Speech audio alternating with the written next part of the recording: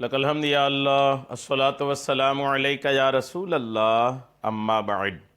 سلسلہ ہے تذکرہ اسلاف کا اس مبارک بابرکت پر از رحمت سلسلے میں ہم اپنے اسلاف کا، اللہ والوں کا ذکر خیر، ان کے یوم ولادت اور وصال کی تاریخوں پر کرنے کی سعادتیں حاصل کرتے ہیں۔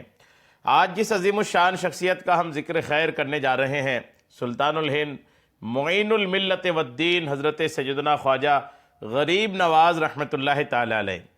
آج آپ کا ذکر خیر ہم اس مناسبت سے کرنے جا رہے ہیں کہ رجب المرجب کی 6 تاریخ 633 ہجری کو خواجہ صاحب کا انتقال ہوا تھا، وصال ہوا تھا۔ آپ کے وصال کی تاریخ پر آپ کی بارگاہ میں خراج عقیدت پیش کرتے ہوئے یہ بیان ہم اپنے ناظرین تک پہنچانے کی سعادتیں حاصل کر رہے ہیں، اس امید کے ساتھ کہ اول تا آخر بغور ضرور سماعت کریں گے۔ آج ہمارا موضوع ہے غریب نواز رحمۃ اللہ تعالی علیہ کا رعب، دبدبہ اور آپ کا جلال۔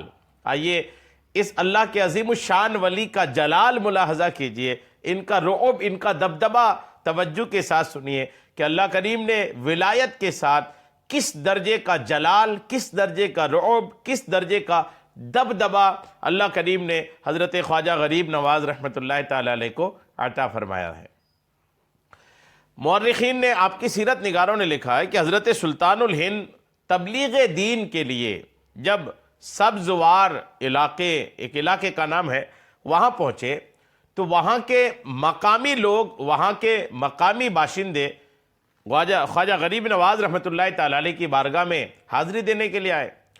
انہی دنوں مقامی لوگوں کا ایک ستم رسیدہ گروہ، مظلوم گروہ، کچھ ایسے لوگ جن پر ظلم ہوا تھا، وہ بھی اپنے داستان علم، اپنے ظلم کی داستان سنانے کے لیے خواجہ غریب نواز رحمۃ اللہ علیہ کی خدمت میں حاضر ہوا اور آ کر کے عرض گزار ہوا کہ یا سیدی، ہم اپنے حکمراں یادگار محمد کے خلاف حضور کی بارگاہ میں اس کے ظلم و ستم کی شکایت لے کر حاضر ہوئے ہیں۔ اس علاقے کا ایک حکمران تھا جس کا نام تھا یادگار محمد، انتہائی ظالم اور سفاک قسم کا آدمی تھا۔ اس کی شکایت لے کر کے کچھ لوگ حضرت خواجہ غریب نواز رحمۃ اللہ علیہ کی بارگاہ میں حاضر ہوئے۔ وہ ایک ظالم و جابر حکمراں ہے، رعایا اس کے ظلم سہتے سہتے تھک چکی ہے، نہ جانے کتنے ہی اس کے ظلم و بربریت کا شکار ہو کر قبروں میں چلے گئے، اور جو باقی بچے ہیں وہ اس کے بڑھتے ہوئے ظلم و تشدد کا شکار ہیں۔ یا شیخ، آپ ہمیں اس کے ظلم سے، وہ ظلم و ستم سے نجات دلائیں تاکہ ہمیں بھی سکون کا سانس لینا نصیب ہو۔ حضرت سلطان الہند نے ان ستم رسیدہ افراد کی داستان المناک سن کر انہیں تسلی دی اور انہیں اس ظلم و ستم کی آندھی کے ٹل جانے کی نوید یعنی خوشخبری سنائی۔ پھر دوسرے ہی دن حضرت خواجہ غریب نواز رحمۃ اللہ تعالی علیہ اس ظالم و جابر حکمران کے محل کی طرف تشریف لے گئے اور محل کے دروازے پر موجود دربان سے فرمایا کہ اپنے حاکم کو جا کر کے بتاؤ کہ درویش معین الدین تم سے ملنے کے لیے آیا ہے۔ غریب نواز نے اس یادگار محمد نامی ظالم حکمران کے دربان کو کہا کہ اپنے حاکم کو جا کر کہو تم سے درویش معین الدین ملنے کے لیے آیا ہے۔ دربان نے جب خواجہ غریب نواز رحمۃ اللہ علیہ کا پیغام اپنے حاکم یادگار محمد تک پہنچایا تو وہ چونکہ مغرور قسم کا آدمی تھا، ظالم قسم کا آدمی تھا، تو وہ غرور اور تکبر سے غضبناک ہو کر کے بولا کہ میرے پاس اتنا وقت نہیں ہے کہ میں کسی بدحال مفلس فقیر کی بپتا سنوں، یعنی کسی بدحال مفلس فقیر کی بات سنوں، اس کے لیے میرے پاس کوئی وقت نہیں ہے۔ اب وہ دربان جو تھا نا، اس نے اپنے حاکم کی بات سنا، جواب سنا، رپلائی سنا، واپس آ کر کے حضرت سلطان الہند خواجہ غریب نواز رحمۃ اللہ تعالی علیہ سے سبزوار کا وہ حاکم یادگار محمد کا جو جواب تھا وہ غریب نواز کو بتانا چاہ رہا تھا، لیکن اس کی زبان حرکت کرنے سے قاصر رہی، زبان تھم گئی، زبان جم گئی، بولتے نہیں بن پا رہا تھا۔ چونکہ اس جملے میں جو رپلائی تھا یادگار محمد حاکم کا، اس کا تو جو رپلائی تھا وہ تو بدتمیزانہ تھا نا، اس میں بدتمیزی تھی، اس میں احترام نہیں تھا، اس میں عجیب و غریب قسم کی بات تھی جو خواجہ غریب نواز رحمۃ اللہ علیہ کی شان کے خلاف تھی۔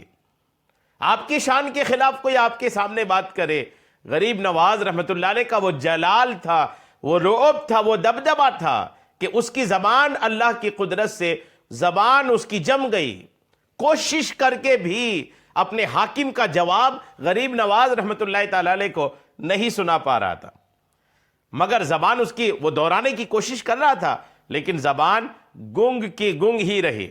بالآخر دربان نے گھبرا کر کے حضرت سلطان الہند رحمۃ اللہ تعالی علیہ کی جانب دیکھا، اسے گھبراہٹ ہوئی کہ آج آخر میں بول کیوں نہیں پا رہا ہوں، آخر میری زبان ایسی رک کیوں گئی ہے۔ جب وہ بولنے کی کوشش کرنے کے بعد بھی نہیں بول پا رہا تھا تو اس نے غریب نواز رحمۃ اللہ تعالی علیہ کی جانب دیکھا کہ آخر یہ شخص کون ہے کہ جب ان کے شان کے خلاف جواب آیا ہے تو ہم ان کے پاس بول بھی نہیں پا رہے ہیں۔ جب وہ غریب نواز کی طرف دیکھا تو وہ آپ رحمۃ اللہ علیہ کے چہرہ جلال کی تاب نہ لا سکا، اس کے ہاتھ سے تلوار چھوٹ گئی اور چھوٹ کر گر پڑی اور خود بھی بے ہوش ہو کر زمین پر گر پڑا۔ یہ ہے جلال غریب نواز۔ خواجہ غریب نواز رحمۃ اللہ علیہ کا جلال دیکھیے، ایسا جلال کہ وہ بے حرمتی والا جواب بول نہیں پایا، زبان گنگ ہو گئی۔ جلال کا ایک حصہ یہ ہے۔ اور جب غریب نواز رحمۃ اللہ علیہ نے پر جلال نظر اس دربان پر ڈالی تو دربان کانپنے لگا تھر تھر، ہاتھ سے تلوار گر پڑی اور پھر خود بھی بے ہوش ہو کر زمین پر گر پڑا۔ یہ جلال غریب نواز ہے۔ پھر اتنا ہونے کے بعد حضرت سلطان الہند رحمۃ اللہ تعالی علیہ محل کے اندر تشریف لے گئے۔ اب کسی بھی حکمران کے محل میں گارڈ ہوتے ہیں، حفاظتی لوگ ہوتے ہیں، اس کے حفاظتی دستے ہوتے ہیں، ایک تعداد ہوتی ہے جو ان کے گھر کی حفاظت کرتے ہیں، ایک دربان اکیلے تھوڑی ہوتا ہے۔ غریب نواز رحمۃ اللہ تعالی علیہ دربان کے بے ہوش ہونے کے بعد اندر تشریف لے گئے۔ دوسرے جو دربان تھے آگے آپ کو آتا دیکھا تو فوراً آپ کو روکنے کے لیے آگے بڑھا، مگر غریب نواز کا جلال کہ اس کی بھی پہلے دربان جیسی حالت ہو گئی۔ سارے لوگ جو بھی آپ کو روکنے کے لیے آنے کی کوشش کرتا نا، وہ جہاں کوشش کرتا وہیں تھم جاتا تھا۔ آپ مزید آگے بڑھے، سب حیران و پریشان تھے۔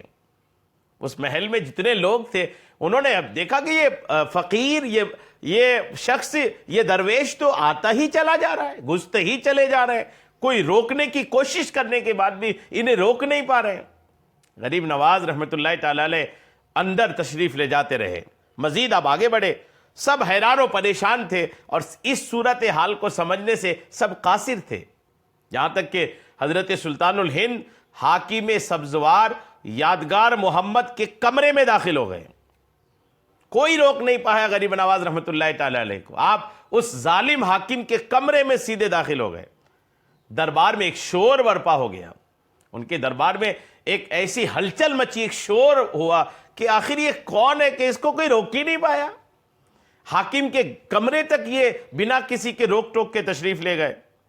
حضرت سلطان الہند کے رعب و جلال کا یہ عالم تھا کہ دربار میں جس کی طرف آپ نگاہ اٹھاتے اس کے ہوش و حواس چلے جاتے تھے، بے حس ہو جاتا تھا وہ۔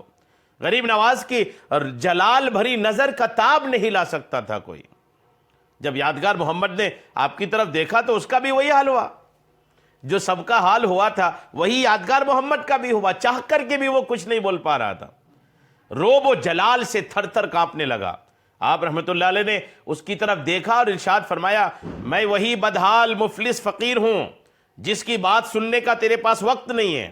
تیرا دربان آیا تھا تجھے میری خبر دینے کے لیے، تو نے کہا تھا کہ تیرے پاس وقت نہیں ہے، میں وہی فقیر ہوں، مگر سن، میں یہاں اپنی کسی ذاتی غرض سے نہیں، میں اپنے کسی کام سے نہیں، بلکہ دعوت حق دینے آیا ہوں۔ کیا دعوت حق؟ کہ ظلم و ستم سے باز آ جا، مخلوق خدا کو اپنی شر انگیزیوں سے، اپنی دست درازیوں سے نجات دے دے، مخلوق پر ظلم نہ کر، لوگوں کو پریشان نہ کر۔ تجھ جیسے نہ جانے کتنے ہی مغرور و متکبر اپنی طاقت و اقتدار کے نشے میں فنا ہو کر اپنی حیثیت بھول بیٹھے تھے۔ پھر وہ وقت آیا جب ان کو اور ان کے اقتدار کو قبروں نے نگل گیا اور ان کا نام و نشان بھی باقی نہ رہا۔ اس سے پہلے کہ تیرا بھی حشر اور موت ہو جائے اور تیرا کچھ بھی تیرے پاس باقی نہ رہے، تجھے خالی ہاتھ قبر کے تنگ و تاریک گڑھے میں پہنچانے کے لیے لوگ موجود ہوں، اس سے پہلے اپنے ظلم و ستم سے باز آ جا۔ اور اللہ کی نافرمانیوں سے پیچھا چھڑا لے۔ یہ غریب نواز رحمۃ اللہ تعالی علیہ نے جلال بھرے انداز میں حاکم سبزوار کو ہدایت اور نصیحت واز فرمایا۔ حضرت سلطان الہند رحمۃ اللہ تعالی علیہ دعوت حق دے کر واپس تشریف لے گئے، اور حاکم سبزوار یادگار محمد کا یہ حال تھا گویا اس کا پورا جسم مفلوج ہو چکا تھا، پورے جسم پر جیسے فالج کا اٹیک آ چکا ہو، پورا جسم اس کا کام نہیں کر رہا تھا۔ اس نے کھڑا ہونا چاہا مگر جسم جیسے بے حس و حرکت ہو گیا، کچھ کام ہی نہیں کر رہا تھا۔ تمام درباری اپنی اپنی جگہ ساکت و جامد رہے، کھڑے رہے، کوئی حرکت نہیں کر پا رہے تھے، جیسے کوئی بت ہو اور کھڑے ہوں، کوئی مجسمہ ہو، کوئی اسٹیچو ہو، اس انداز میں سارے کے سارے کھڑے کے کھڑے رہ گئے۔ پھر دوسرے دن کا سورج ناقابل یقین منظر لے کر طلوع ہوا کہ حاکم سبزوار یادگار محمد اپنے گناہوں پر شرمندگی سے سر جھکائے، ہاتھ جوڑے، ڈرتا، جھجکتا، کانپتا ہوا اپنے پسینے میں شرابور جسم کے ساتھ حضرت سلطان الہند کی بارگاہ میں حاضر خدمت ہوا، اور رو رو کر اپنے ظلم و ستم اور گناہوں کا اقرار کرتے ہوئے معافی کا طلبگار ہوا۔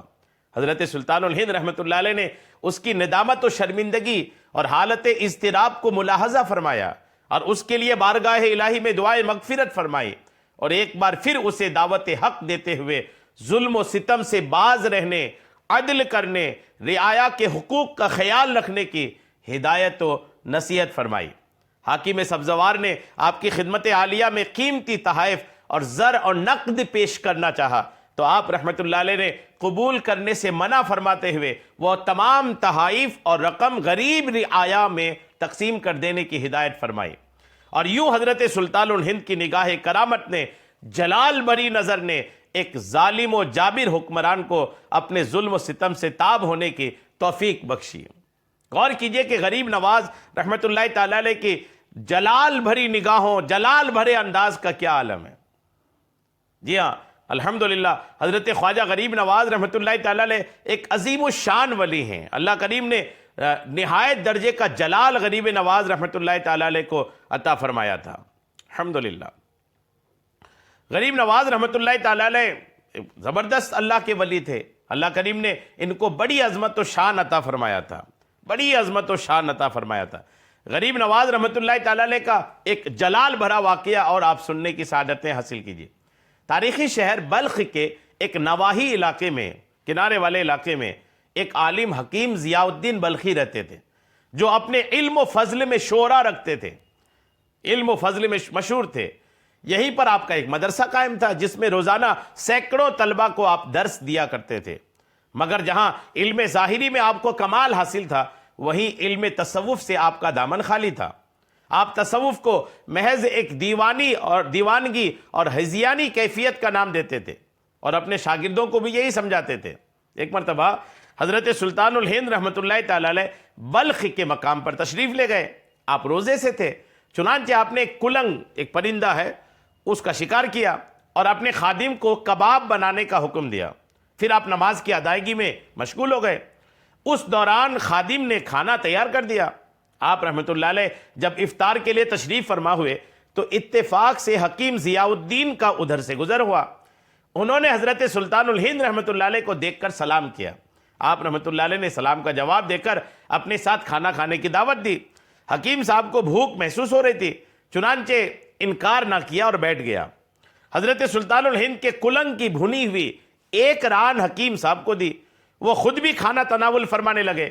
حکیم صاحب نے جیسے ہی گوشت کا ٹکڑا منہ میں رکھا، ان کے دل کی حالت زیر و زبر ہو گئی، دل و دماغ میں ایک روشنی پھیلنے لگی جس کی تیزی ان کے لیے ناقابل برداشت ہو گئی۔